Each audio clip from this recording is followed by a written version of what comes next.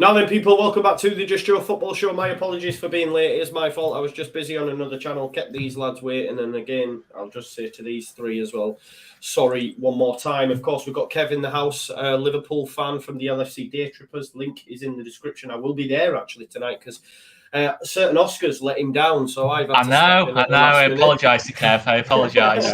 Chris hasn't come back to me. Chris is that annoyed with me. He's not even replied to me. Chris isn't even on tonight, so it's like Chris is off this weekend.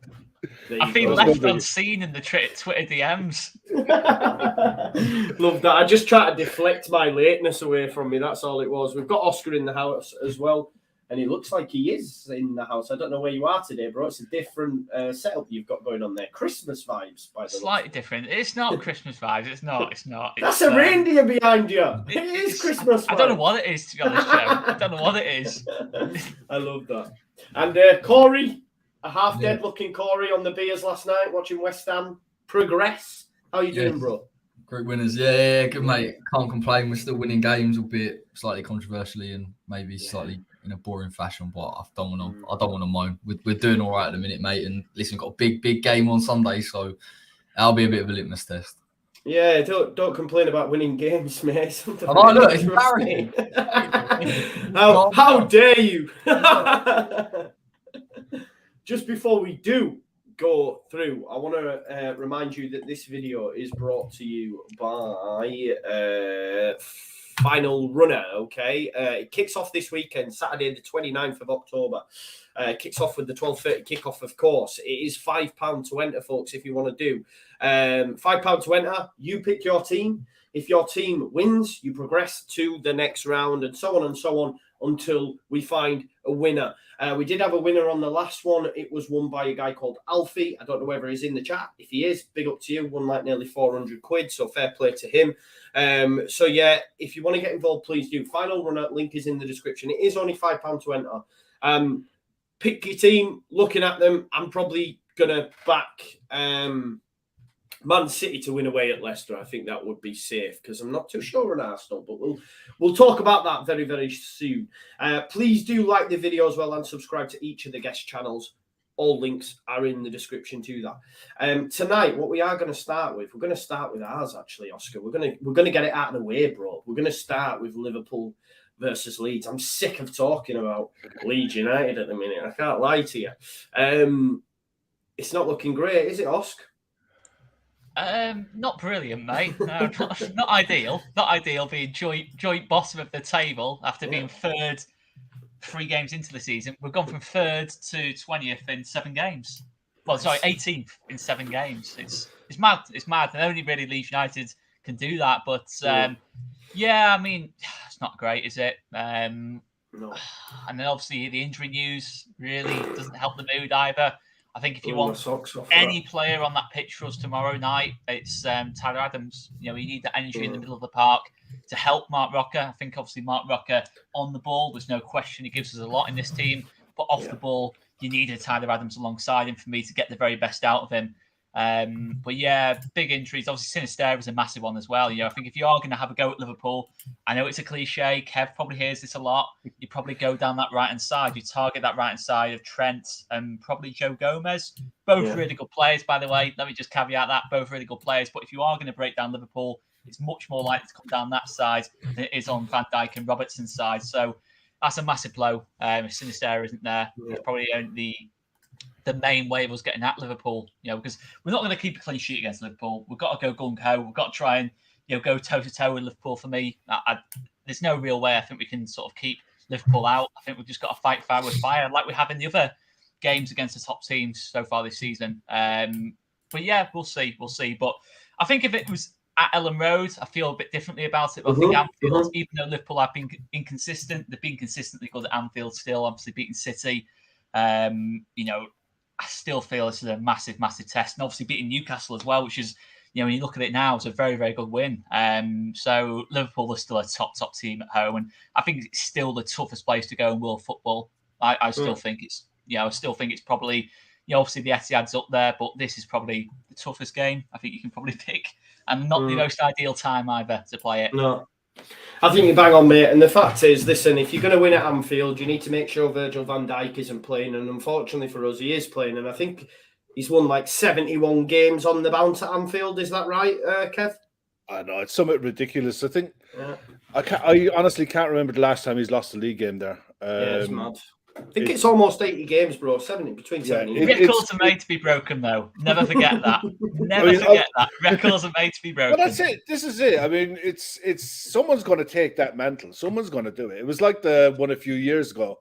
No one dribbled past it, and then someone did, and it's like, yeah, and what you get to dribble past Virgil trophy or something. I know, yeah. But I mean, I watched the Ajax game the other night, and for the first 25 minutes, I expect Leeds to do exactly the same. I expect Leeds to play exactly like Ajax did. Press in our half as high as possible. Try to win the ball back high up and force us into mistakes. I don't think you're capable of doing what Forest did, which, park the bus, 4-5-1, play on the break, take your chance when it comes. I just don't think it's in the Leeds DNA to do it anyway. But I have no idea how we're going to line up. I have no idea what system we're going to use. I haven't got a clue.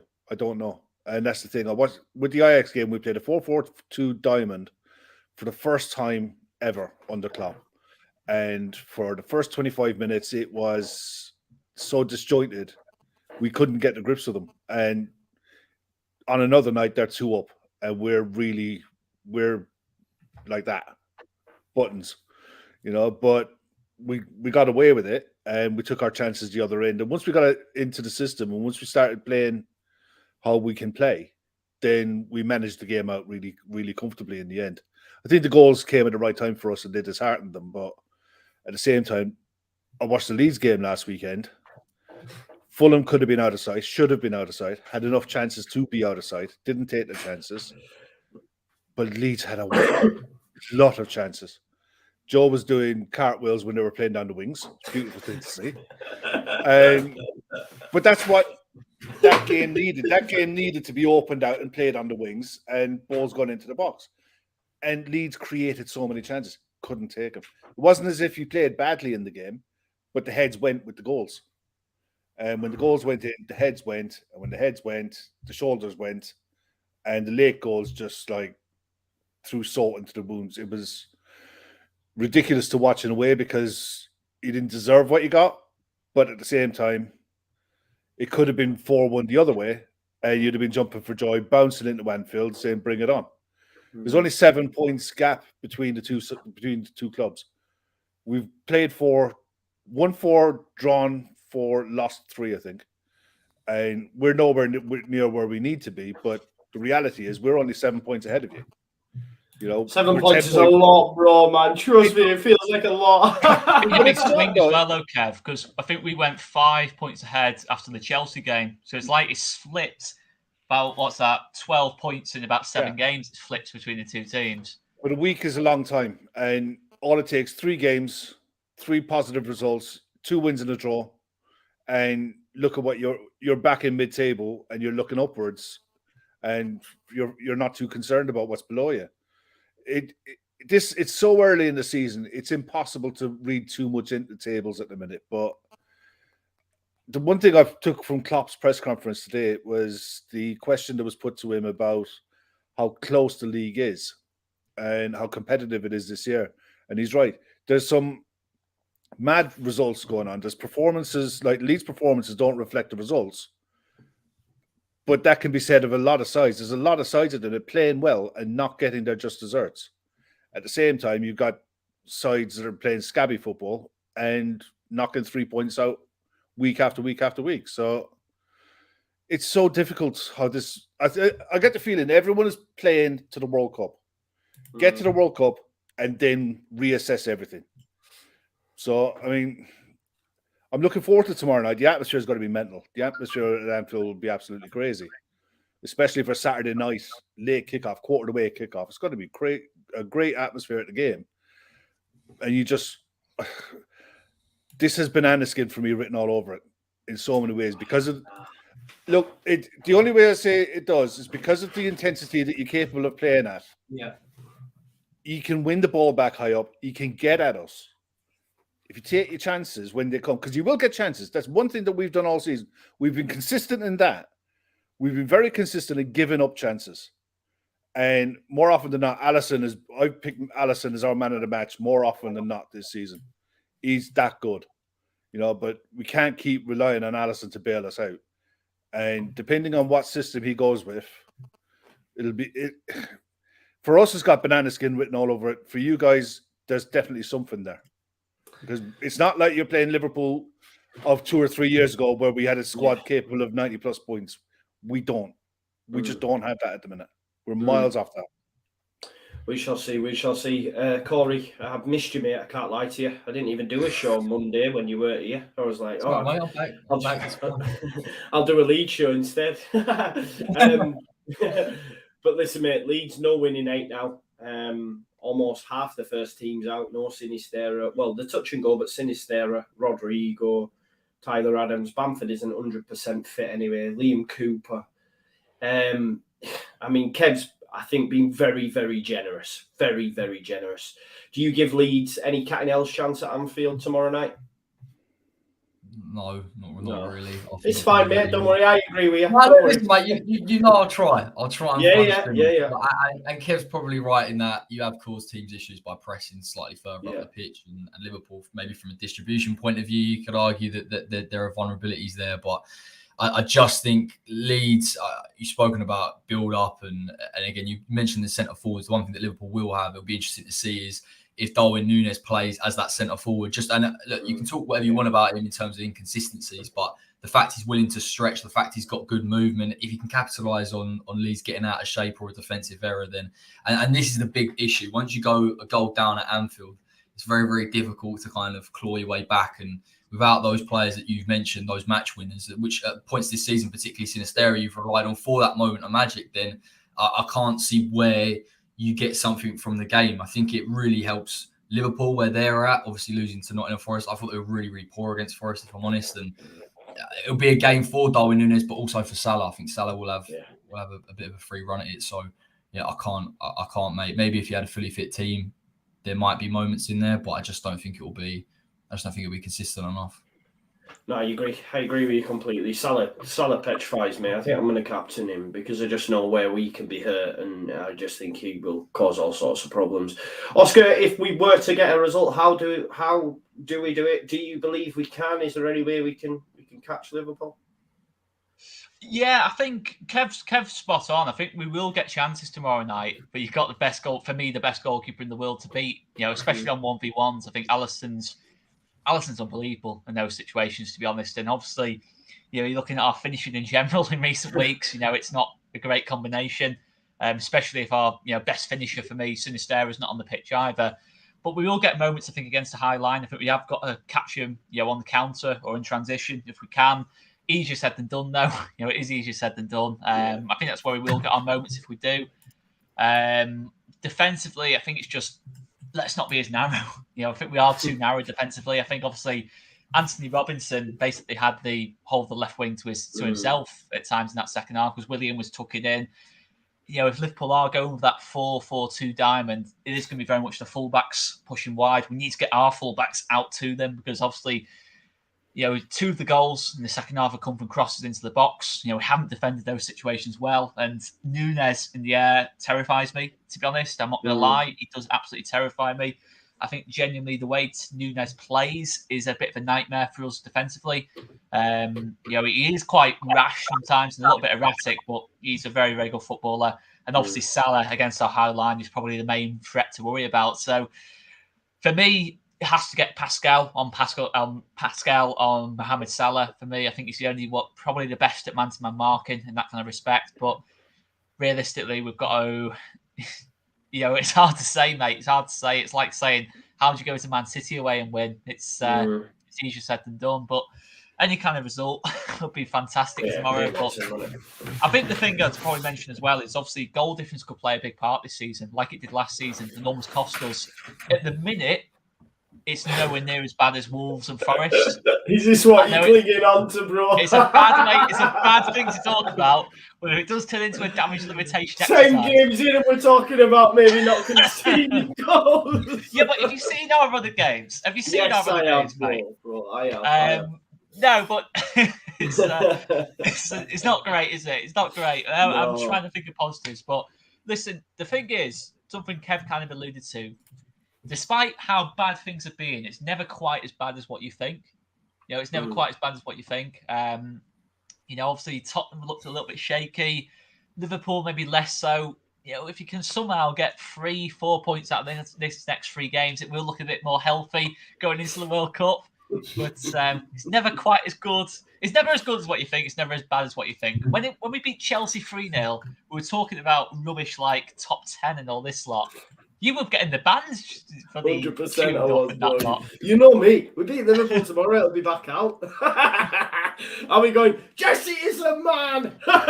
No, but listen, I'm just not confident at all. But yeah, I don't even know where the next points are coming from at the minute, and that's just my opinion. But well, it feels like that, doesn't it? Yeah, I think we just need something to go for us. You know, if it's a goal off someone's backside, you know, Melier having a 10 out of 10 performance, just something, some bit of. Well, I think you've got to get Salah through the middle, and Salah and Darwin through the middle with Bobby behind, and then you've got Thiago to come back in. Fabinho will probably play. Henderson won't play. Elliott will start, and then your 2 fullbacks. It probably might be Tsimikas and Trent, and he could start Ibou Konate over Joe Gomez. Thiago with Virgil. Play. Yeah, Thiago definitely. Yeah, weak Thiago's team back. That though, if you ask me. So definitely a weak Liverpool team. Konate, Thiago and Trent are the ones that petrify me. Just because if we do play the way we've been playing, them switches, them balls that they'll get in behind, we'll just not be able to deal with them. It's that front 3 though, isn't it? Firmino, Nunes, Salah. I mean, obviously Diaz and Josh. Imagine Diaz or Jota playing. I would, it'd be. But how many goals, Kev, has that front 3 scored? And Liverpool haven't even been at it. You know, it's still a ruthless front 3. That Darwin's 4 and 4. I think he scored more than Gabriel Jesus. Yeah, and that's the mad thing. He played like Bobby loads scored more. Minutes. I think Bobby scored more than him as well. Salah hasn't had the best of starts to the season, but some of his interplay has improved ever since he's moved into the middle. If Salah's playing through the middle against Forest was a disaster because Forest sat deep, no space in behind. Leeds won't sit deep, so Salah through the middle is a live wire, is dangerous. But if he gets pulled out wide, then he can be handled. He's not a mystery anymore. If he's playing out in the left wing, if he's playing out in the right wing, you've got Elliott playing behind him, 2 left footers who both want to make the pitch narrow. Trent doesn't go on the overlap on the outside. He cuts inside as well. So the pitch, when the 3 of them play together, automatically goes like that. And that's just the natural movement of the way the players go. So defenses just go narrow, tight. You're not getting in, there's no space. And then you play long balls over the top into where Trent should be. And that's where we're vulnerable. That's where sides are getting chances. That's my problem with the way we're playing. Yeah. Narrow versus narrow. Maybe we'll come out on top, bro. You never know. You just never know. Let's move it on then. Leicester versus City. Maybe no Haaland for City this week. Touch and go. Few things Pep's mentioned. Just before, because I'm undecided what to do yet. I assume you all have him in your fantasy team. Yes. Yeah. What are you doing with him? Are you benching him first option? Are you starting him and captain? Like, what's the plan? Because I need some help. I don't know what to do. I'm leaving him in there because you never know. Pep's like every other Premier League manager. They lie through their teeth. You know, so I mean, for the sake of one game, I'm going to leave him in. Yeah. He's not getting the captaincy anyway this week. No. Salaries. They'll have far too much for Leicester, though, Corey. You'd imagine. Obviously, it looks like Rodgers has turned it around, and I think, I thought Leicester could go down, having seen performances against teams that are going to be down there, i.e. Leeds and Wolves. They scored 6 goals with no reply. So that shows me that over the course of 38 games, Leicester are going to be fine. They are going to climb up the table because against the lesser teams, they will get results. Do you give them any hope at home against City, having that turn of form? Is just City different beast? See you later. Different beast, mate. To be honest, I think that the big one that we always touch on is the set pieces. I've got KDB as my vice captain because if Haaland's out, then those set pieces are going to really play into it, and that is their vulnerability. But I will concede. I think Leicester have had performances now where you can look back on and say actually that they're more complete. They look more of the team that they have last season, and we've said this for a while. They have the quality and the ability that means that they shouldn't really be anywhere near down there at all. But I think City will just be too much, mate, to be honest, even without Haaland. If Haaland's not playing, it'll be interesting to see whether he plays Julian Alvarez. I quite like him when I've seen him in spells. So, again, they've got a plethora of depth there, and if they want to switch it around, that they can. But, yeah, for me, I think it'll be a comfortable City win. Yeah, I think so as well. He's been talking him up in the press conference today because I was watching it, bro, waiting for the Haaland news because I was like, I need to know. But he has been talking Julian Alvarez up, so it'll be interesting to see. But I think we can all agree that's probably going to be a foregone conclusion, that game. One that I'm not too sure on, Oscar, is Brighton versus Chelsea. I think this could be a bit of a sticky game for Chelsea. And the reason I say that is because of the Graham Potter effect. I know De Zerbi's still looking for his first win, but you would imagine a lot of these personnel, I know the fans are going to be up for it as much as they respect him. They'll still want to get one over on Graham Potter. I think the likes of Trossard and that will want to be up. Look, there's talks of Trossard even maybe moving to a bigger club at some point, and I think maybe he could as a squad player. I think he's really good. I'm not sure he'd start in a top six side, but as a squad player, I think he'd be great to have. But there's a little part of me that thinks, do you know what? I think Brighton could nick this one. Am I being wild, Oscar? No, I could see it happening. I think Brighton are one of those teams where they're a bit like where they were 2 years ago. The performances have been really good, I think, under De Zerbi. I think that performance against Liverpool, I don't know if Kev will agree with me. I think that first half performance was outstanding, to be honest, and probably one of the best I think I've seen from a non-top six side against a top six side, to be honest, in terms of this season so far. And yeah, it's Brighton can cause Chelsea problems, and Chelsea aren't the finished article yet under Potter. They're still a little bit inconsistent, in terms of it's in that final third. I think that's still maybe just lacking that killer, a Salah type player in the final third, or a Haaland. They're probably just still lacking that a little bit, as much as I think Mason Mount has improved under Graham Potter. Sterling obviously is always going to get you goals, but I still think Aubameyang as well. Do you think they need to go out and get a new number 9? Because I don't think Aubameyang's really doing it either, is he? He's doing it. I think if you look at his goals, he's doing fine, but does he give you enough? The other side of things, pressing, holding the ball up, your typical centre forward play, probably not. But he's look at Chelsea's record with strikers. The last two have been Werner and Lukaku. I think he's already probably scored more than both of them. So it's one of them. But yeah, I think they will. I think they will get another striker in. I think he is very much a backup plan, Aubameyang, or a temporary plan. Whether they do it in January, I don't know.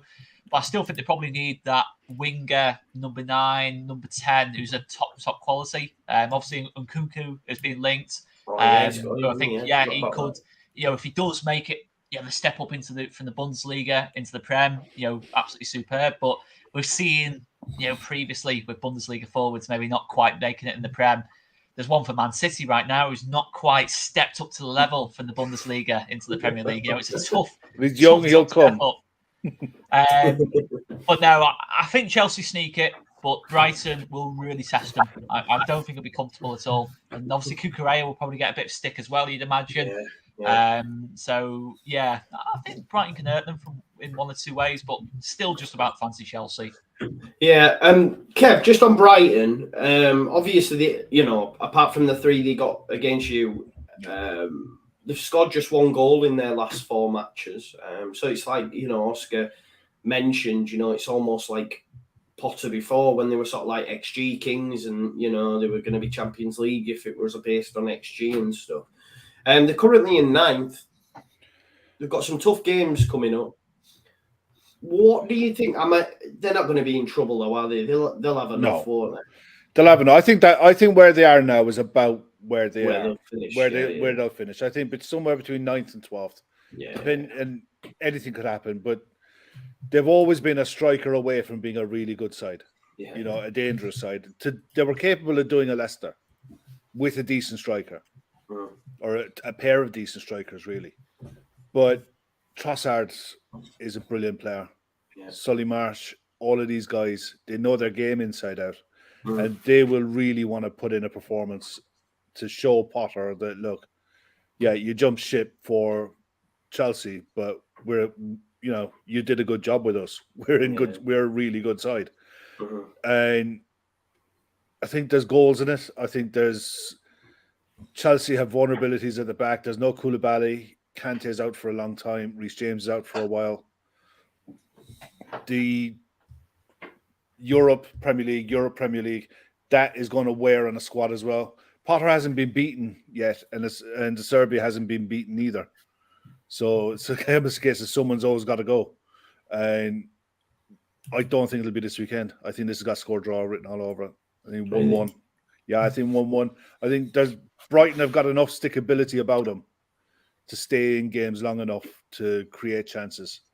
And like I said, they're really going to be up for this. Their dressing room is going to be hopping. Yeah. They're going to want to do more than anything else. They're going to want to put in a shift and put a performance in. And plus, virtually all of them are in the shop window now. You know, it wasn't just a case that they lost Graham Potter. They lost the people above Potter, and they lost the people around him. So you wonder how many agents are getting phone calls from players. Look, yeah, you know what I signed up for? I didn't sign up for this guy. I want to go in January. You know, it's a matter of time till Caicedo leaves for me. I think he's I'd be all probably, over him.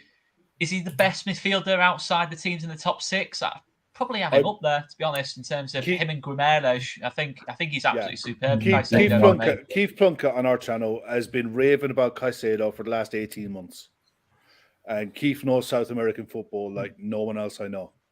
And even the left back that they brought in, he raves about him as well. You know, your Zerpian, I can't remember his name now. Estepin. Yeah. You know, really good, solid players. They had a really good scouting network, and I honestly think they'll do really well to hold on to those players. If they don't, then you know they could get dragged places where they don't want to be. You know, because at the end of the day, Brighton is still establishing itself as a Premier League club. Yeah, it's been run really well. They've got a really good model, but at the same time, we've seen it with Southampton. It doesn't take much, a couple of cherry picks here and there, and like a house of cards, it can all fall down. Yeah, no, I'd have to agree. It'd be interesting to see what happens. Obviously, Graham Potter is a fantastic manager, so it'll be interesting to see what happens with De Zerbi and stuff. But they need to start getting some wins soon, that's for sure. Just staying with the managers, Corey. Obviously, Aston Villa have appointed quick appointment Unai Emery. I'm not sure he's actually going to be here for this game. An issue with the work permit. But I was actually doing a show yesterday on Sweet and Sour Soccer, and like there was a Newcastle fan on there, and he was saying how sort of Newcastle fans wish he was in charge in a sense, because obviously he turned them down, if you remember, just about a year ago now. Wonder if he's regretting that potentially. But listen, he's made his move back to the Premier League. What do you make to the appointment, Corey? I think it's a great appointment for Villa. Yeah. Really, really strong appointment, to be honest. I think he's going to have the bit between his teeth with this one, purely because he's obviously been a little bit burnt at Arsenal. And I think as a manager anyway, he's obviously won a fair amount, but every time, obviously, people talk about PSG as well and how that ended, I think he'll look at it as a real opportunity. And I thought Gerrard was a decent enough coach, and I think it's kind of, I know this pans out over time. We said the opposite about Frank Lampard. I thought he was a poor coach. And actually, do you know what? He's got a little bit about him. But Unai Emery will get that team very, very organised. It will be disciplined. It will be structured. They definitely need that. It'll be a little bit of a veer away, I think, from what Gerrard was trying to implement. But the good thing about Aston Villa's team is they've got enough variety in there and enough players for him to pick from. And I think there'll be players like Ollie Watkins. Look at how he stretches to play. I think in midfield, Douglas Luiz has just signed a new deal. So Kamara, when he comes back, there are just nice little fits there, I think, for him to work with. And I think Villa will have a little bit of money to spend in January possibly as well. So it'll be an interesting one, mate, and maybe Villa finally, a team that spent a fair amount of money, to be honest, since it's been promoted, start to push for that top 10, 11th, 12th. I think they need to be there or thereabouts by the end of the season. Yeah, it's true though. Like you said, we always thought it would be this time, and they're always and Villa is going to come. But It's just not quite. But he's a significantly better manager than a Gerrard or a Dean Smith, and that comes just with the pedigree. And I think that's why a Newcastle fan would be disappointed, because think about what Unai Emery could do with that amount of money, and it's not the same amount of money obviously as Aston Villa, but it's just a real opportunity. He's a real high caliber manager, and I just think it'll be really, really interesting to see how he turns it around. But we'll see. Yeah, no, I agree with you. I think it'll be really, really good, and it's just another team I see climbing away from that drop zone, unfortunately. Just on Newcastle, I think they'll have too much for Villa at home, personally. They've been amazing at home for quite some time now. They're currently sitting fourth in the league, Oscar, and there's only 5 games now in total between now and January, and they've got some pretty decent ties within that time as well. The reason I ask it, obviously, there's only like 3 to the World Cup, but then 2, Boxing Day and then another one after that. If they're still in and around that spot, do you see Newcastle maybe spending more than they anticipated? Because they could look at it and say, do you know what? We've got a real chance of at least getting, 6th spot here. I think higher than that, to be honest. I think the fact that the 4th most of the season so far, I think they've got a real chance. I think they've got a real chance of the top 4. Obviously they do still need to improve certain areas of the team, certain question marks over maybe over 1 or 2 players individually, but as a collective it just works so well. But yeah, I think they're going to go big again in January, maybe as big as what they've gone in, because it's one of them. There's 2 ways of looking at it with Newcastle. I think so far they've spent obviously a lot more than what they spent under Mike Ashley, but they've not quite invested as chaotically as what Man City did when they came into money, or Chelsea did when they came into money as well. So I think this might be. I think they will go for it a little bit more in January, and maybe bring in, upgrades in that midfield a little bit to go alongside Grimaldo, and maybe another player out wide.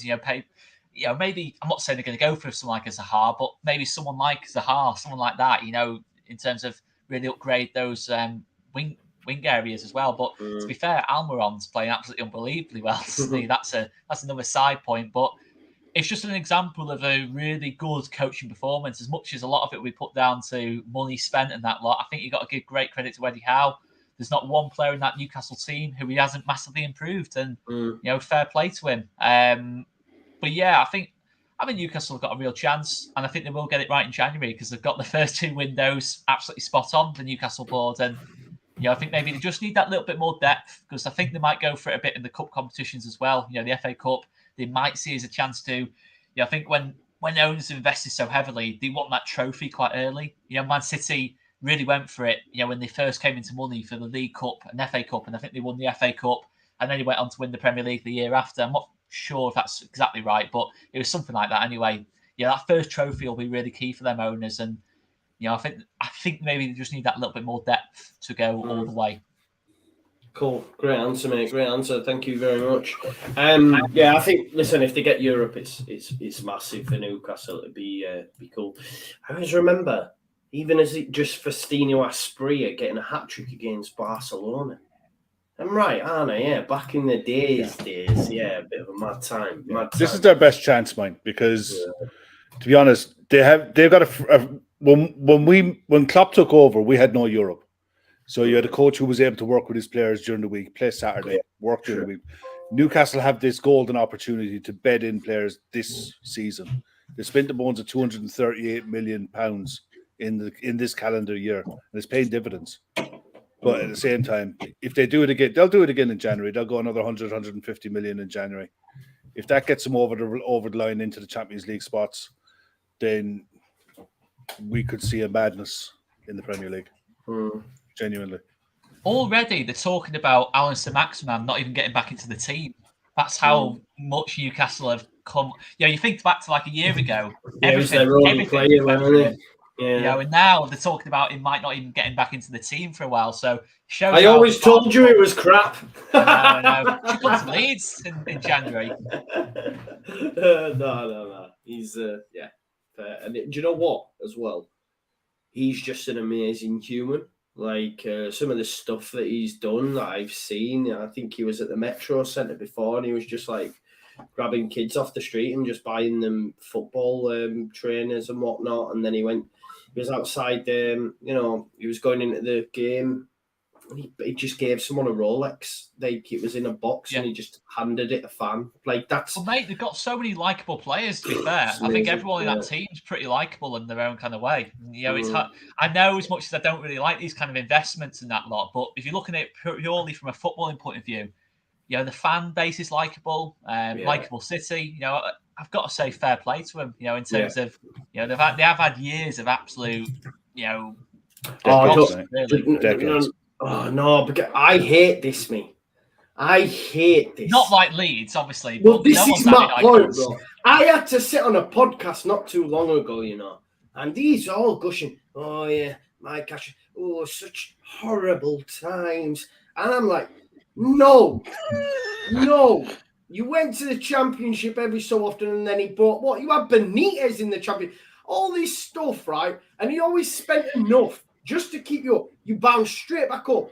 You would go on like they would. Honestly, it's mad. It really poor me syndrome. Not that they don't know the meaning of it, man. No, I agree with that, but you can't say about it. When you've had Mike Ashley as your owner, it's not great. I hear that, bro. But what's the worst? Hang on 1 sec. And they came straight back up.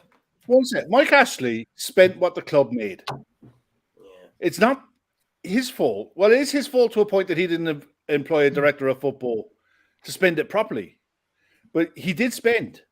He brought in Joe Linton for big money. He brought in Alan Saint-Maximin for big money. Almiron was about 30 million, weren't he? Exactly. They spent money. Listen, I'm not going you, Oscar. I'm just saying stick to the back teeth of being sat there and you hear it like, you deserve this through what you've been through. And I think, what? Like, you dropped out of the Championship for a year, you win the Championship at a canter, you come back up.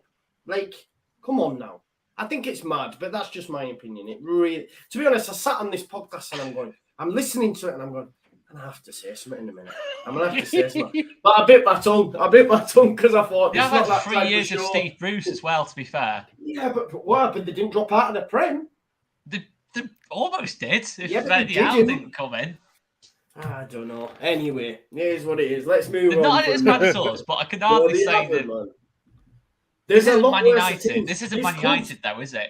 No, these clubs that have gone out of bloody existence, and the way they talk, you would think that it is that bad. Like, you know what I mean? We nearly lost our football. Gave over, man. Anyway, here's what it is. Bournemouth versus Spurs.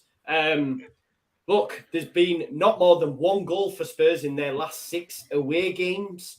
They've actually, as well, this is a bit of a hot stat for you. They've failed to score in this tie at Bournemouth in 3 of the last 4. So if you're looking for a bit of a differential in terms of, I don't bet anymore, I ban myself, but that might be something you might look at, for example. Bournemouth maybe getting a cheeky one. I don't know. But what I will say for Spurs, they're minging. I hate watching them. I really, really don't like them, Corey. Neither. Good. Yeah. Generally. Look, Bournemouth, though, what I will say, we did wonder when it would start to fail. They've now lost 2 on the bounce, controversially, in some you might say. Not least against your lot. But is the slide happening, or could we see them actually get a result just based on Tottenham's poor away forms only? I mean, to be honest, it's Kane 1-0 in it at the minute at Spurs, and that's it. Yeah, and I'll probably do. When we play Bournemouth, they're resolute to a point, and we weren't very clinical either. But in terms of chance creation, I thought they offered very, very, very little. Never felt that they were going to score at any point. I think Solanke went off injured, so their only outlet now is Kiefer Moore. I think even for Tottenham, forget however poor that they have been, I think that's as close to a comfortable win as they can get. But it's not to say Bournemouth can't frustrate them and make it difficult. I think they will, but I just think Tottenham's quality will always override it. we're in a weird old season anyway. You know, I think there are teams out there that aren't performing particularly brilliantly, but are getting results. And I think just now we're starting to see Spurs slip up ever so slightly. But I think they beat Bournemouth and they look comfortable with it, to be honest. There's just too much quality there. Yeah, I'd have to agree with you. I think Bournemouth will still go down. I still stand by that point. I know they've had a bit of an upturn, but be interesting to see what they do with their manager. You know, this new owner, will he get a new man in? I don't know. We'll have to wait and see. But I think they still will go down, and I'm hoping they will start to fall. Do we all think Kane Spurs 1-0? Is it, isn't it? I think there's a draw in it. There's a possibility of a draw. Yeah. It's just they were awful in midweek. You know, they turned it on a bit in the end, but you wonder how much that disallowed goal will play on them. Conte lost the plot completely. You know, they're not in a good spot. They're not playing well. They're not happy in that formation. They're booing, aren't they? They're booing at White Hart Lane, I think. That's not surprising. White Hart Lane. but they're used to a certain way of playing. And when Conte's style doesn't work, they'll turn on them in the sixpence. You know, they'll just turn them like that. Yeah. I wouldn't be surprised if there was a draw in this. It's so interesting you say that, because that's the bit I think, from a Tottenham point of view, should they start to not get the results, Conte is that an elite and a manager.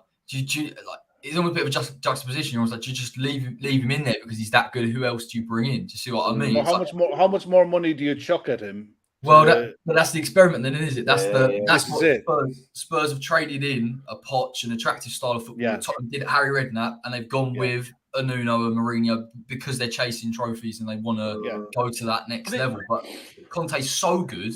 Where'd you go from there? If he leaves, who do you bring in? It's never, unless it's Poch, you bring him back. But even then, for me, he's not a better manager than Conte. So it's a bit of a downgrade. It's a repeat of the Mourinho thing for me. It started well initially under Conte, not particularly great to watch, but now it's just started to really. It's become obvious how they're still reliant on Kane and Son. They're as reliant on Kane and Son now as what they were under Mourinho. You know, that's the thing. They not really got anything creative in midfield. Perisic might, put the odd good ball into the box. They don't play Jed Spence. They persist with Emerson Royale, which I just cannot understand why he persists with Emerson Royale. Conte didn't want Jed Spence. Jed Spence. Even if he's good enough, he won't play him just because of that fact, right? Yeah, it's bizarre. Yeah. It's bizarre. I think the only good signing, the only sign that I think's really made a difference so far is Longley. I think Longley's been pretty good for him. Kulusevski's been a good signing.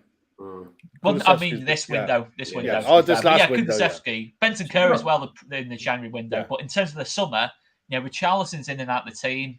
It's only really Longley who I think's made a particularly good impact. And he's only on let's be honest, Hugo Lloris as well. You're looking at the likes of Alisson Becker. I know Matt Hayes doesn't like it when I say this, but Alisson Becker, Ederson, he's just not at that level for me. And when you're looking at getting to that top lelevel, I think you probably do need a bit more reliability. Hugo Lloris is a calamity of a keeper. Yeah. His distribution is awful. He's got a rick in. He's the same as Harry Ramsden at Arsenal. He's got a rick in him every single game. He's gonna make a mistake. He's gonna fuck up. He can't help himself. It's just in his DNA. He always does it.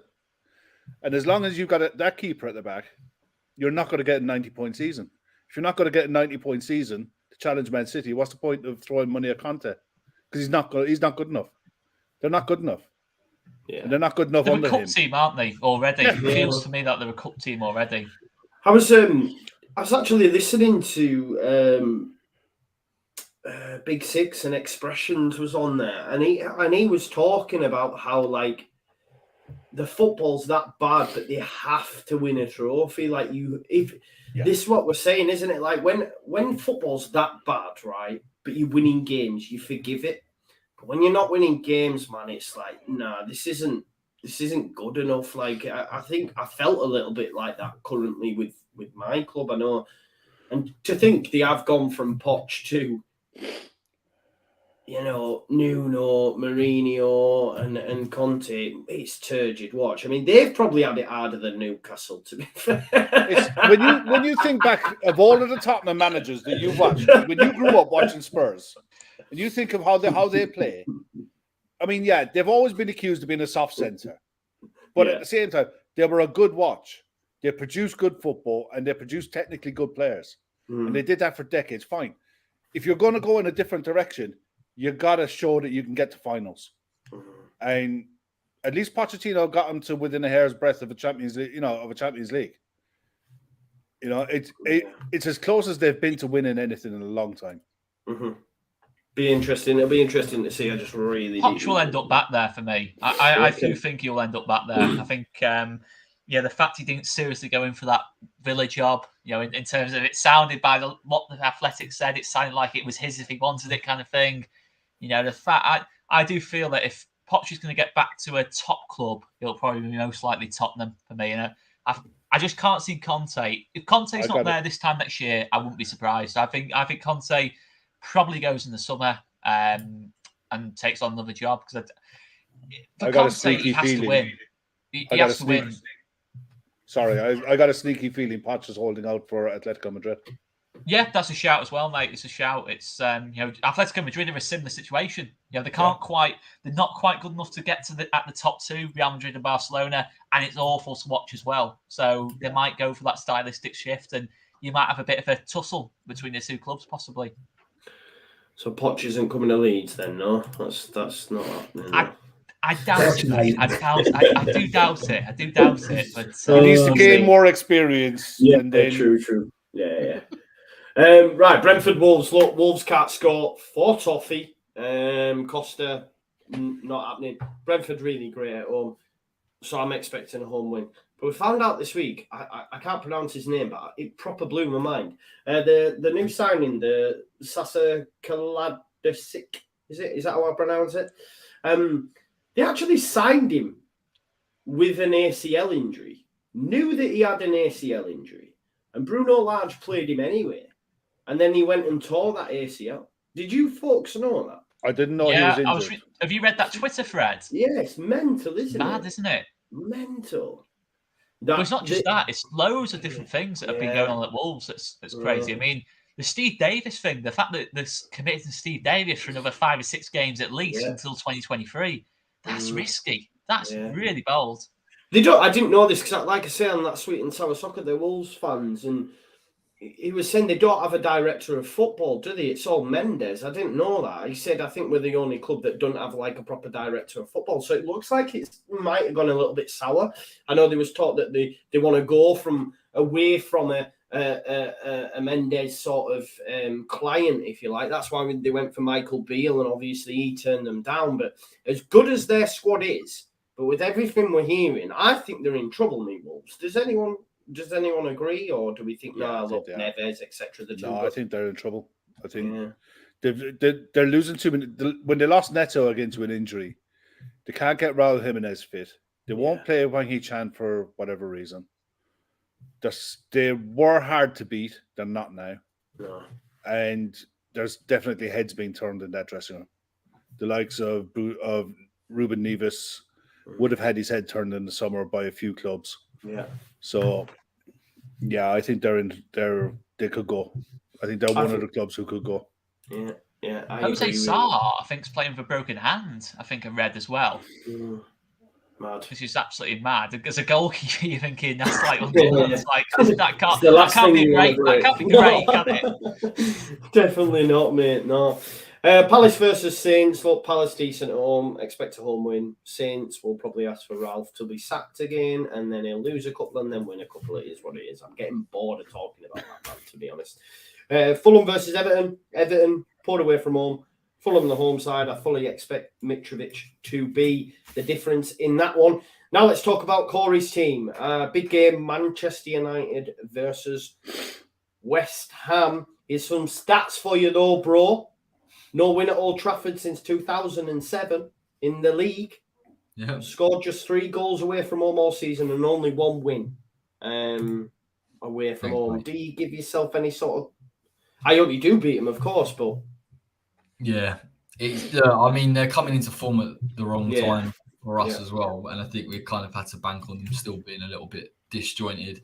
It's the interesting ones with these type of games, and I felt like we kind of had half got over it last season, was our mentality going into an away game. Like you see at Anfield the other week, first half struggle, second half, okay, fine, we get to grips with it. And you can say what you want about Liverpool, but at points we don't necessarily take that proactive approach against teams that have those vulnerabilities. And I don't know whether he looks at Manchester United and looks at Old Trafford away and perhaps pays them too much respect. Now, I'm not going to sit here and say press Manchester United all over the pitch, and because I don't agree with that approach either. I think that you've got to look at it in more of a balanced way. But I hope we don't go into this fixture and we are, again, this season, you mentioned about away games, but in terms of first halves, we've been very, very poor in first halves. It's taken us a long time to get into the game and show quality. So we need to be on it really from that first minute. And also we need to be ambitious when we've got the opportunity. We've got a squad now of players. And listen, there'll be times in the game we've got to sit behind the ball and be compact. There's no problem with that whatsoever. But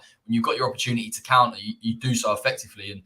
And you look at that Manchester United midfield, I know they brought Casemiro in, but Eriksen, Fernandes, in terms of a balance defensively, there are opportunities there for West Ham to break. So you've got to let that lever off a little bit and give them the license, whether it is with wing backs, whether it is in a 4-2-3-1. I need to see that.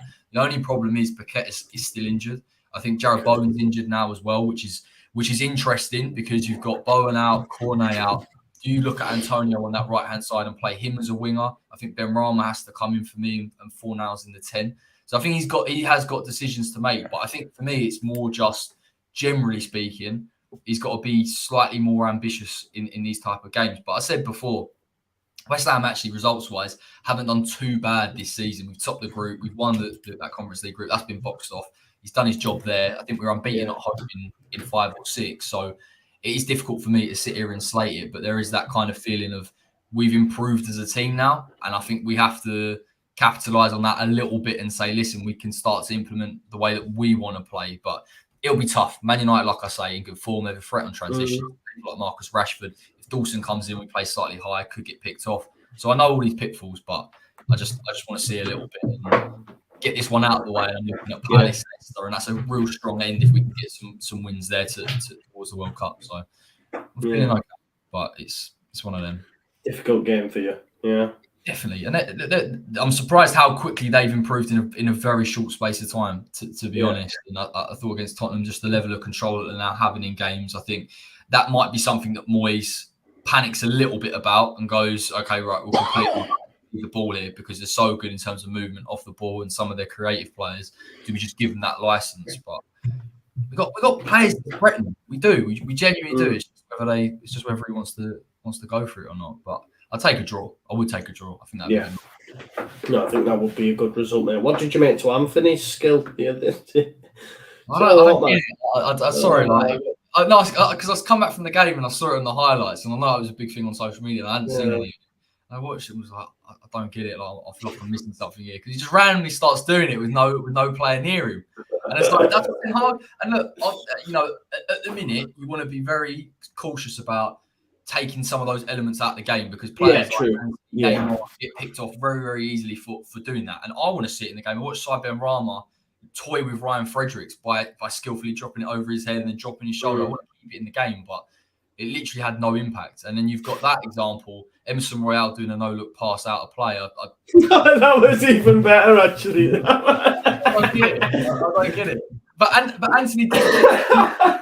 That was so funny. It's just that you're not that guy, mate. Yeah, it's just that, isn't it? Emerson Royale, you're not that guy. That was so good. The thing is with Antony is he's actually played quite well, to be honest, since he's come in and he scored some brilliant his goals. Left foot, bro, them strikes are just lead. It's just one of them moments. He's a really good player, if you ask me, but he needs to mature a bit because he's not gaining anything from doing that. You know, when Neymar does, when you watch Neymar, it's always productive. It's always leading to like a chance or, it's dangerous. But doing what Antony did, took all the pace out of the attack and it was just pure, just like... I just wanted to see Brennan Johnson, like he did with Richarlison, appear out of nowhere and just kick him up in the air. Well, I think it's worse, the fact that he kicked the ball then straight out of play, Antony. Yeah. So I think that's even worse. But yeah, I mean, as Corey said, you don't want to take that out of the game because I think the Premier League's bad enough for just being quite robotic and not having that many sort of talented, skillful players. And I think we are really losing that. He needs a right foot, though, doesn't he? He's shocking on it. Yeah. But He then stands on Raf it. was the same. Let's remember Raf's the same. To be fair, True. I think Raf's a better player, but I think Antony, it's been a good signing for him. To be fair, Do you reckon Brazil? Do you reckon Brazil take both to the World Cup? Yeah, I reckon so. Rafinha had quite an impact at Brazil, but I don't know what's going on with. Well, I'm enjoying Barcelona's downfall. Don't get me wrong, but he's not getting much time there, is he? Or it's not. I don't know. About the team in recent weeks. He's preparing for his loan move back to Leeds. Really, in terms of his the people that actually tried to run with this. I was like, "Are you crazy? He's not coming." Raf and KP back on loan. Yeah, mad. I just want to get your opinion, Kev. Ask you on the Ronaldo situation. Obviously, he was bombed out. Yeah, it's why crazy. They brought him back? Like, I don't understand it. For me? It's purely commercial. I think he still goes in January, but why bring him back after what he did? I think it is commercial, 100%. Yeah. But who the hell can afford him? Who wants him? Yeah. Who needs him? Napoli keep getting linked, but it just ruined what they're building for me. The thing is, Osimhen is better. You're not talking about Ronaldo from 5 years ago. Even Ronaldo from 5 years ago at Juventus wasn't as good as Ronaldo is in people's minds. It mentally, people have this thing where Ronaldo and Messi, you hold them up. Sorry, Cristiano Ronaldo at Real Madrid was the best player in the world for me. He was unreal. But when he went to Juve, and since then, there's been a steady decline. They brought him in because it was, he's going to go to Man City. We can't allow this to happen. Yeah. Alex Ferguson on the phone, sort it out, lads. Do the deal. They hung a fortune around his neck. And now you're stuck with a guy who's earning an absolute fortune, who any club who can afford him don't need him. True. And the thing is, the one good thing that I guess you could take from it, I don't think he's as influential around the club as what Pogba was. So even the hissy fit walking down the tunnel and all that, it didn't seem to faze the players who were there. True. Their performance levels didn't drop. And the thing is, look at that game with West Ham. As long as United have Harry Maguire in the side, you'll get a chance. Because Harry Maguire is not Harry Maguire for England. Harry Maguire for Manchester United is a nervous wreck who doesn't want the ball. And who actively runs away from the damn ball. So if West Ham can force Maguire into a mistake, especially early, the Old Trafford crowd will get on him. Will Maguire play? Oh, yeah. Well, what's his name's injured, isn't he? So it's either Lindelof. But it's Lindelof, not Lindelof. But I think he'll play Lindelof. If he plays Lindelof, then, even then, he's not great. But if he plays Maguire, even Luke Shaw's come back into the side now over the Dutch kid, Malacia. I thought Malacia did really well. Martinez looks like he's a good player. He looks like a really good progressive signing. Casemiro's come into the side. He's just a quality player. But I still think West Ham have enough about them to cause Man United all ends of problems. But not having a Jarrod Bowen is an issue for sure. Yeah, definitely. I hope West Ham do cause them problems. Big time. Definitely. We are going to finish with Arsenal Forest. Look, I think, and I'm using this as well with a stick to beat Jesse with, because I'm not his biggest fan, but we're seeing a noticeable decline from Arsenal over the last 3 games. Look, we were very, very good against them, but I think now we're seeing the European games having an effect on them. The thinness potentially of their squad, especially with the front three of Martinelli, Jesus and Saka. They don't have adequate enough replacements for me. Maybe that's why they went for a Rafinha. I don't think Eddie's the man. And look, they were poor versus us. They then draw with Southampton and then they get beat by PSV 2-0. So look, I think we're already now seeing their challenge for the title go. I do think they'll have too much for Forest at home. But I don't think it'll be as cut and dry as if they'd have played him in the first weeks of the season when they were spanking teams and Jesus looked different gravy. I think we're now starting to see Europe. Do you agree with that? Do they need to go out in January and buy a better second option to Jesus? Do they need to But I think it's that front three. Everywhere else, I think it's all right. Of course, they have a drop off when Partey's not in the side or whatever. But I think the front three really needs some help. I think there was always going to be a drop off at some point. I think the way they started the season, it was so good that I think the other way you can look at that Leeds game is that I think previous Arsenal teams don't win that game at Leeds. I don't think they have that resilience to see that one out. Obviously, against Southampton, they then go and drop points. But I think Arsenal will still a really good shout for top 2, maybe top 3, depending on how much Liverpool can get their acts back together. They were never realistically challenging, were they? Let's be honest, we never realistically. I mean, unless City have got a big injury to Haaland or maybe Ruben Diaz, someone like that, Edison maybe. That's probably the only way. The only way they really beat City or challenge City right until that last day of the season is a bit of luck. A little bit of luck from Man City losing someone. It's not really. They're just not quite at that level yet. Saka and Martinelli, I think, are amazing talents. But you're looking at what Liverpool had last season. They had Salah and Luis Diaz. They're nowhere near at that level. Let's have it right. They're nowhere near at that level. Even Gabriel Jesus, you've seen a bit of a drop off. A little bit similar to his Man City kind of levels. Still very good, but a little bit of a drop off there. There's only really Ødegaard, Saliba, and that lot, and possibly Ben White, Zinchenko, who you'd probably say yes, they're purely ready for a title challenge. There's still a couple of players who I think need that another season, and then maybe go again the season after. But yeah, I do agree. I don't think they were ever realistically properly in the title challenge. And when they won those 2 games against Tottenham and Liverpool, I think we all got a little bit carried away. But there's still that Liverpool game. They got a little bit lucky if you think about they did get very lucky with that penalty they got in that game. Liverpool obviously didn't have the full 11 out. I think if Arsenal get a top 2 or a top 3 out of this season, it's still been a very good progressive season for them. And you'd definitely rather be in Arsenal's position than Tottenham's. I really don't see them. I really do think Arsenal are fine, to be honest. I think they'll still get enough points to comfortably be top 4. No, mute, mate. Mute. Oh, sorry, I am muted. Sorry, it's because I'm typing away. I agree with everything you've just said, mate, to be fair. Just on Nottingham Forest, Corey, we've seen them, get a great result against Liverpool. I'm seeing a lot of noise on social media that their owner's going to spend big again in January. I think, listen, it's not always 100%. Who else do they need? I know. I don't know. They'll probably sell some of the ones they bought in the summer. Do you know what I mean? But yeah, I still think they're down there. What I will say for them, Corey, they're going to give it much more of a fist than I thought they were a couple of weeks ago.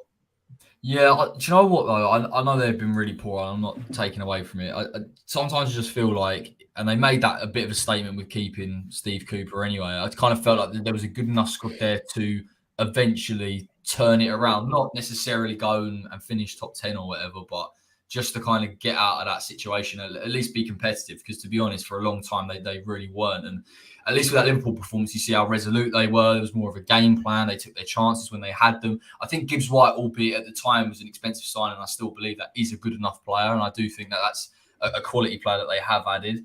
It's just, I don't know. I agree with you. I'm not sure that they'll get out of that relegation battle. I still would have them down there. But I'm just interested. I just want to see Steve Cooper turn it around because he's a good enough coach. And there's good enough players there. Brennan Loddy bench, which to go from Atletico Madrid to being on a Nottingham Forest bench is a bit crazy to think. But Sergio Aurier had a decent game. So you've got players in there of experience that you feel that they can kind of turn it around. But I don't think they'll do it against Arsenal, albeit they might frustrate them. They might have exactly that same type of game plan and look to counter and hopefully take their chances. But listen, I think when you've got some of those players kicking around, you'll always have a bit of fortune. Aside from Jesse Lingard, who still didn't look brilliant, but that's what it is. Happy days, mate. Happy days. I don't care. Good luck to him, but it's interesting to see the fall off is not what I expected. So. If he does any of this, Gibbs White is showing him levels. I think Gibbs White is showing him levels so far. Yeah. But if he keeps them up, he'll be up for manager of the year because you're literally giving him a brand new 11 or a brand new 18 really to pick from. I don't think you can give him manager of the year when they spent as much as they have. But I've never seen anyone do this. No, I hear that. Basically, from scratch, build a brand new squad and turn up on day one. Right, lads, you're in the Premier League. You need to get 35 plus points to stay up. I've never seen anyone. No one has ever tried it. Yeah, no, I don't know, man. Again, manager, if he gets manager, they spent a lot of money though, right? Like, I'd rather give it safe. Have they though? They would. How much have they actually spent? When you think about it, they've spent on the bones of 20 plus players. I'm gonna have a look. Yeah, because I mean, the other thing with Arsenal have to get a tune out of Eddie Nketiah. Yeah. They've given him a contract of 100 grand a week. He's on. Yeah. He's on big money. Yeah. Big money, mate. 100 grand a week. Not bad for the second choice striker, is it? It's not bad. He barely plays as well. Listen, he could have come to Leeds. This is the thing. So when people talk about Arsenal going again in January, they've got what? 100 grand a week. I can't believe that. They've got 5.2 million a season tied up in that kid. So if they want to go on someone else, then that's a lot of money. They should, right? I think they have to add depth. And you're right in what you said about they're being found out now because of the start they've had. They virtually went with the same 11 as much as humanly possible for every league game. They've changed it up in the Europa League. And I don't take much notice of the Europa League results when it comes to Arsenal because they made that many changes and PSV Eindhoven are a good side, especially at home. And it was a result that they desperately needed. Arsenal didn't. So I wouldn't take too much notice of that result, but it's they haven't been as fluent as they have been in the league, and they look like they can be got at more than what they were in the first 6 weeks of the season. I think the World Cup will come at a good time to get a good break, and the players who aren't going will be able to recharge and refresh and go again. They might look to sign one or two, but do they have the squad space? Will they have to clear the decks a bit to get players in? It's highly possible. I think their squad numbers might be full. So they might have to sell one or two. You can't win a title with Aaron Ramsdale in goal at the end of the day. I don't think. I think he's a very good goalkeeper, but I think nowadays you need an elite goalkeeper. You need an Alisson, an Edison in goal. I think he just makes too many mistakes. I think with the ball at his feet, I think he's absolutely fine. He's a leader type player, but he makes too many mistakes. I think on his near post, you can get at him. I think you saw Sinisterra have 4 or 5 really decent attempts on Ramsdale's near post, and he wasn't getting there. He was scrambling every single time, and obviously he makes an absolute cock up. At the PSV game and at the weekend as well. So I just think he's got a few too many mistakes in him, and I think they need that elite goalkeeper as well. Yeah, I think they'll get top 3. I think if you offered Arsenal now top 4 and the season's finished, you'll get top 4. You're back in the Champions League. They take it right. With the average age of that squad being so young, they're not building really for this season. They're building for the next 3. Yeah, but it's vital that they keep the core of that side together. They can't afford to lose any of their starlets, and there's a few of them in there because guarantee you the likes of Pep, Klopp will be looking at Saka and a few others. Klopp is a huge admirer of Martinelli, loves him. Absolutely, he's been raving about him for the last 3 or 4 years. So there's plenty of top. I'm sorry to say, Kev. Arsenal ahead of you, man. They are, but it's all well and good. They don't get a trophy for the 1st of November. Nah, they're not ahead of Liverpool. They are. Liverpool have a full strength team. Liverpool have a full strength team still.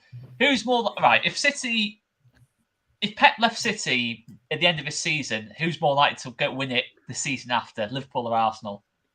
Still Liverpool. It's got to be Liverpool. On the basis of what I know it's a drop off this year, but Liverpool have shown that they can turn a corner with a couple of I agree this season. Sorry, I agree this season on performances. Arsenal have been loads better than Liverpool, but so that core is too strong. Do you think though, like last season, the season before, I could understand maybe a Saka moving to a City or a Martinelli moving to a Liverpool? But the way that the current trajectory is, I don't see that being a move that they'll entertain. I think they have to get Champions League. Yeah, They have to get Champions League. And to answer Corey, Jordan Henderson's 32 this season. Thiago's 31 with a year left in his contract. Fabinho's 29 and he looks like he's running a treacle. Yeah.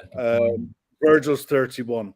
Our average age of our squad has crept up and up and up and up over the last 3-4 years, and we've flogged that squad to death over chasing City for the last 2 years. No more than last season. Last season, I think we had 9 players, or eight or 9 players playing over 4,000 minutes. That's too much. Within that, though, you got to look at the young players you got. Yeah. Trent, for starters, is still only 22. Canate, I think, is potentially one of the most talented centre backs on the planet. To be honest, I think he's that good. Tsimikas is quite young. Carvalho, Elliott, Darwin Núñez is only young. Diaz is only young. You've done it quite well. I know, but we don't have a single solitary central midfielder between the ages of 22 and 27. Was that not the idea of Jude Bellingham, though? Jude's going to City, man. Jude's going to City. He won't go City. He's going to Real Madrid. Player. He'll go to Real Madrid. He'll go to Real Madrid to replace Luka Modric. And you'll see a midfield City. three. He won't go City. He won't go City. Why? Tell me why. He's not a City-type player. What? Why? Why? Go on, explain to me. You look at City's midfielders in terms of Bernardo Silva. You don't think Pep would take?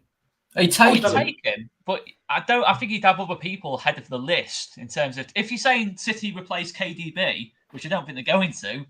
I don't think Jude Bellingham will be up on that list, to be honest. I think he's a different type of midfielder. I think he's more of a Klopp midfielder than a Pep. But I don't know. Money talks. But the only link I can see is the Bellingham Haaland link. But I'd agree with Kev. I think Real Madrid or Liverpool's more likely. I think if City are going to go out for a midfielder, I think it'd be a very different type of midfielder. I think they'd go for, to be honest, probably a more defensive one. In terms of. Because obviously KP's not worked out for him so far, so I think they might go back into that market potentially for a holding midfielder.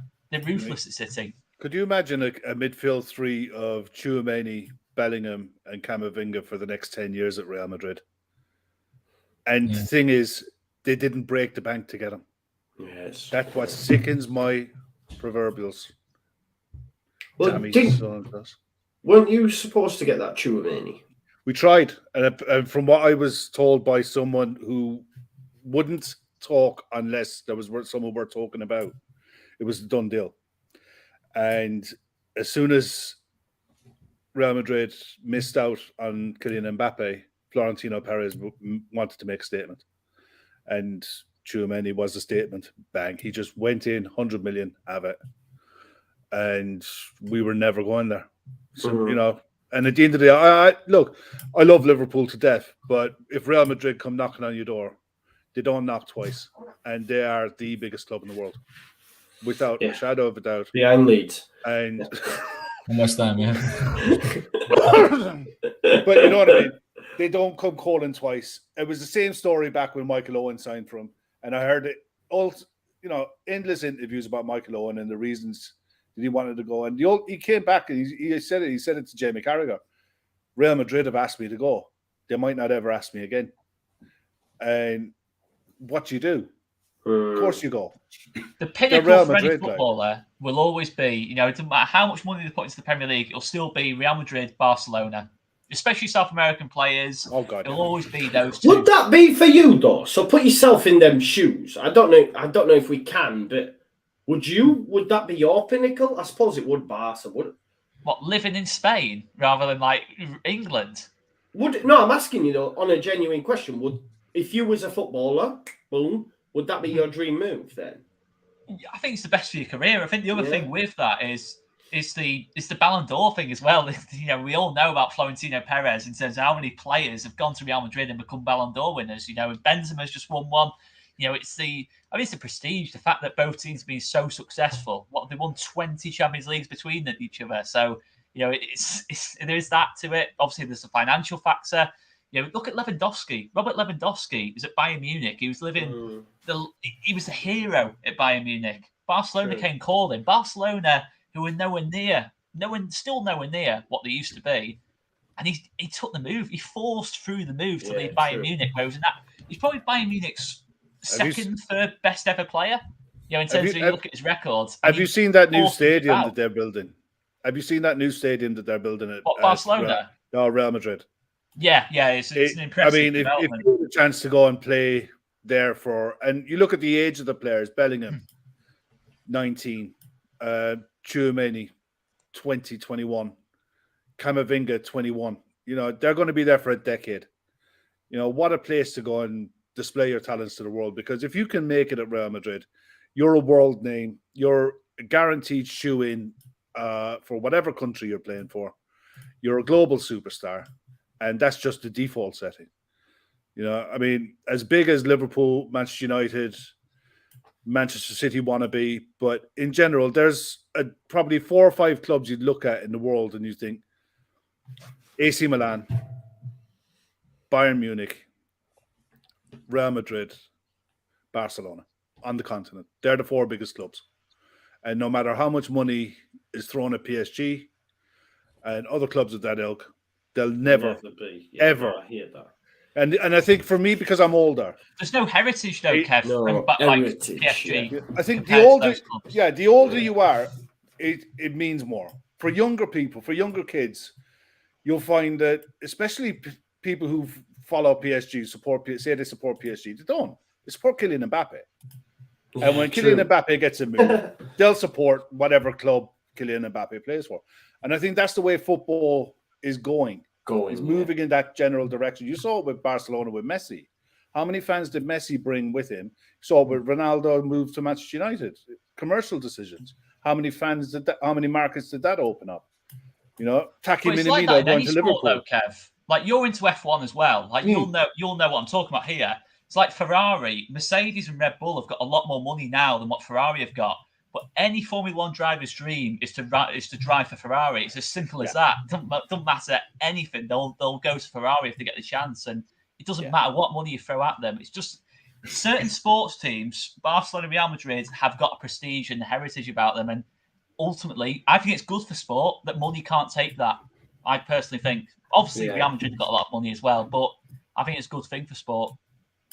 Definitely. Right, folks, we will have to leave it there because we're running over a lot longer than we expected. It's 9:30, so my apologies for being late in the first place. I think Oscar might be going live over on all these TV soon. Is that half 9. Myself and Chris, CK, and Phil Miles are going to be discussing very quickly the Liverpool versus Leeds game. And Kev, if you want me, mate, I can jump on this stream as well. Might be a little bit later, but you've been replaced, my friend. I'll jump on. I did say that to Chris, but Chris just ignored me. Just left me on read. I'll have a word with our Christopher. Don't worry. So if you want me on, send the link over. I'll catch up with you next time, mate. I promise. Here, one quick question: what did you make of the fine for Red Bull, and what should happen? Yeah, probably about right. What we're talking here? Are you sticking over? Yeah. I thought you were on about Red Bull Leipzig. I thought you were on about Should Hamilton be on number 8? What's going on here? You can talk about that afterwards. Are we still live? I just realised we're still live. Corey, enjoy your weekend, bro. I love you, man. Kev, I'll see you on the Trippers at 10. Go on over to All Leeds TV. And if you want to watch cars, don't be coming here for it, is what I'll say. See you in a bit.